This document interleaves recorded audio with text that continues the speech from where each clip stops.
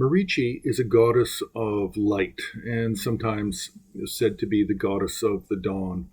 The Sanskrit word Marichi relates to light.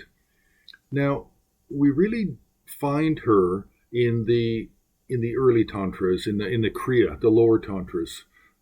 She predominantly is for removing various types of obstacles and very much related to clearing and removing worldly problems.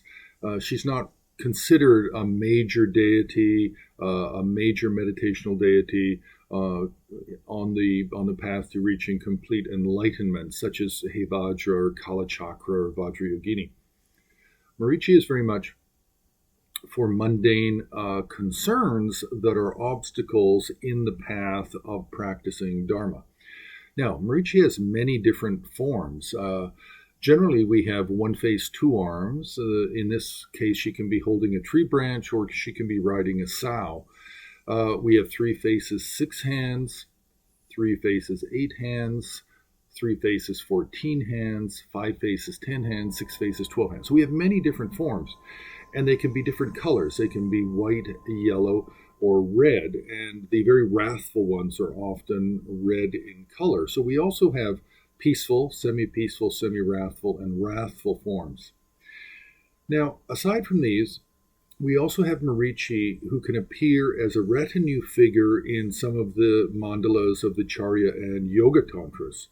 So we do find her in the higher tantras, but as a retinue figure with not a great persona in those systems of tantra. Now, Marichi also is very much associated with astrology in terms of the sun and moon. So we find her very often depicted with riding actually on a chariot drawn by 7 sows, 7 pigs. Now, in the Tibetan tradition, this can also be horses, 7 horses. And this is a bit of a departure from the standard Indian system where you relate more horses to the sun.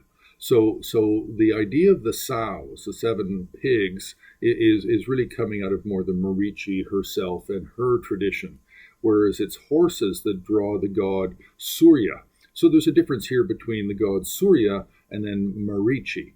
Marichi is not a goddess of the sun herself, but she's a goddess of the dawn. Often her practices are performed as the light is first appearing in the morning before the sun comes up. So this is Marichi, many, many different forms. She became very popular in Chinese Buddhism, and you can also find her in Japanese Buddhist art.